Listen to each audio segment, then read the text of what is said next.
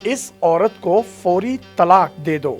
अरब मुआशरे की लोक दानिश और नजरियात दीगर दुनिया से खासी मुख्तलिफ होते हैं और ये फर्क जिंदगी के हर पहलू में नजर आता है। सऊदी गजट में शाया होने वाली एक तहरीर में मिशालुस सुदेरी भी एक ऐसे ही पहलू से पर्दा उठाते हैं जो शायद दुनिया के लिए कदरे हैरान कुन और दिलचस्प भी हो सकता है। सुदेरी लिखते हैं कि उनके एक दोस्त ने उन्हें एक कहानी सुनाई। दोस्त ने बताया कि उनके एक दोस्त का कजन अदालत में पेश हुआ और जज से दरखास्त की कि वो अपनी बीवी को तलाक देना चाहता है और इस्तदा करता है कि उसे इसकी इजाजत दी जाए। उसका कहना था कि उसकी बीवी में जिस्मानी या अखलाकी लिहाज से कोई खामी नहीं है, बल्कि वो इस वजह से तलाक देना चाहता है कि उसकी बीवी पहले दिन से ही नहूसत का बायस है। अपनी बात की वजाहत करते हुए उसने बताया, मैंने जब इसे पहली दफा देखा तो वो मेरे हमसायों के यहाँ एक मेहमान के तौर पर आई हुई थी। मैंने गाड़ी पिछले दरवाजे के करीब खड़ी की और उसके हुस्न से लुत्फ अंदोज होने लगा कि इसी दौरान मुझे एक जोरदार धमाके की आवाज सुनाई दी। कूड़े वाला ट्रक मेरी गाड़ी के साथ टकरा चुका था और मेरी गाड़ी का सत्यानाश हो चुका था। जिस दिन मेरी फैमिली रिश्ता लेकर मेरी होने वाली बीवी के घर जा रही थी तो रास्ते में एक हादसे में मेरी माँ चल बसी और हमें रास्ता तब्दील करके कब्रिस्तान जाना पड़ा। जब अफसोस के दिन खत्म हुए तो मैंने शादी कर ली, लेकिन पता चला कि मैंने सिर्फ मजीद गमों की राह हमवार की थी। मैं जब भी उसे शॉपिंग के लिए लेकर जाता तो जगह जगह मेरा चालान किया जाता। मेरी शादी के दिन हमसायों के घर में खौफनाक आग भड़क उठी जो हमारे घर तक भी आ गई और बावर्ची खाना उसकी लपेट में आ गया।